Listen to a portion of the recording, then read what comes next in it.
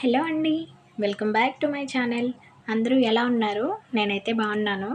మీరు కూడా ఎలా ఉన్నారో కామెంట్స్లో అయితే తెలియజేయండి. ఈరోజు చెప్పాను కదండి, కాలేజ్కి అయితే లాస్ట్ డే ఎగ్జామ్స్కి వెళ్ళొచ్చానని.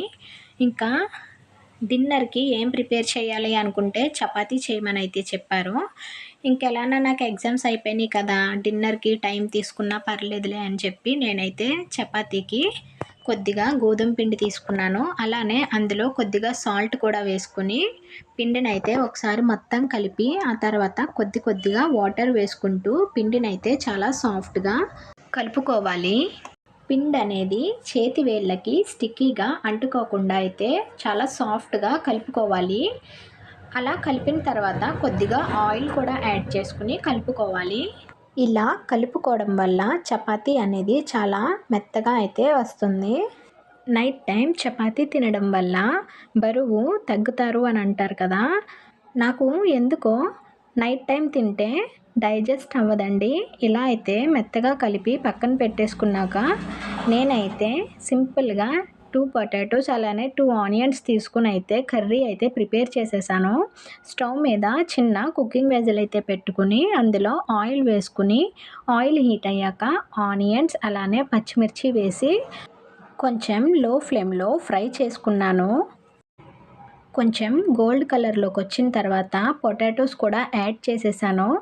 పొటాటోస్ కూడా కొంచెం ఫ్రై చేసిన తర్వాత కొద్దిగా సాల్ట్ కూడా యాడ్ చేశాను. సాల్ట్ వేయడం వల్ల ఏంటంటే పొటాటోస్కి సాల్ట్ అనేది బాగా పడుతుంది, టేస్ట్ కూడా చాలా బాగుంటుంది. తరువాత ఒకసారి మూత తీసి బంగాళదుంపల్ని బాగా కలుపుకోవాలి. మధ్యలో ఇలా కలుపుకోవాలి, ఎందుకంటే బంగాళదుంపలు అనేవి కింద వెజల్కి స్టిక్ అవ్వకుండా ఉంటాయి, తొందరగా మాడిపోకుండా ఉంటుంది కూర అనేది. పొటాటోస్ కూడా బాగా మగ్గుతాయి. ఆ తర్వాత మళ్ళీ కొంచెం సేపు మూత పెట్టేసి ఒక 5 మినిట్స్ మగ్గనివ్వాలి.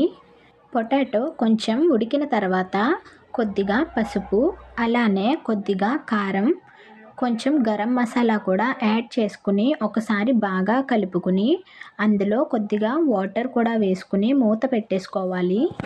స్టవ్ అనేది సిమ్లో పెట్టుకుని కూరనైతే ఉడికించుకోవాలి. కొంచెం సేపు తర్వాత మూత తీసి అందులో కొద్దిగా తరిగిన కొత్తిమీర కూడా వేసుకొని ఇంకొక 2 మినిట్స్ కూరనైతే ఉడికించుకుని తర్వాత స్టవ్ ఆఫ్ చేసేసి పక్కన పెట్టేసుకోవాలి. తరువాత మనం ముందుగా కలిపిన చపాతీ పిండినైతే తీసుకోవాలి. తీసుకుని ఇలా రౌండ్గా బాల్స్ అయితే చేసేసుకోవాలి. పిండి కలుపుకొని ఒక హాఫ్ అన్ అవర్ పక్కన పెట్టేసుకుంటే ఇలా సాఫ్ట్గా అయితే వస్తాయి. చూడండి, ఇలా బాల్స్ లాగా అయితే చేసేసుకున్నాను కదా.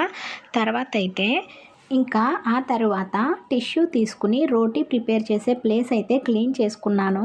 ఇంకా నేను ముందుగా రెడీ చేసిన చపాతీ బాల్స్ అయితే తీసుకున్నాను. అందులో ఒకటి తీసుకుని దానికి అటు ఇటు కూడా చపాతీ పిండిని కొంచెం యాడ్ చేసుకుంటూ దాన్నైతే రౌండ్గా చేసుకున్నాను. కొద్దిగా చపాతీ పౌడర్ అలా వేయడం వల్ల చపాతీ అనేది కింద స్టిక్ అవ్వకుండా వస్తుంది. తరువాత స్టవ్ ఆన్ చేసుకుని స్టవ్ మీద రోటీ ప్యాన్ పెట్టి అది కొంచెం హీట్ అయిన తర్వాత నేను రౌండ్గా చేసిన రోటీని అయితే వేసి అటు ఇటు కూడా కొద్దిగా ఆయిల్ అనేది అటు ఇటు కూడా యాడ్ చేసుకుంటూ చపాతీని బాగా కాలనివ్వాలి. హై ఫ్లేమ్లో పెట్టి కాల్చడం వల్ల చపాతీ అనేది తొందరగా మాడిపోతుంది, అలానే సాఫ్ట్గా ఉండకుండా బాగా గట్టిగా అయితే అయిపోతుంది. పిల్లలు చపాతీ ఇష్టంగా తినాలంటే పిండి కలిపినప్పుడు కొద్దిగా షుగర్ అలానే పాలు కూడా యాడ్ చేసుకుని కలుపుకుంటే చాలా టేస్టీగా ఉంటుంది. పిల్లలైతే బాగా ఇష్టపడి తింటారు. ఇంకా ఇప్పుడైతే చపాతీ రెడీ అయిపోయింది. పొటాటో కర్రీలో కొద్దిగా నిమ్మకాయ పిండుకుని వేడివేడిగా తింటే ఆ టేస్టే వేరు అసలు. ఒకసారి మీరు కూడా ట్రై చేసేయండి. And finally thank you for watching.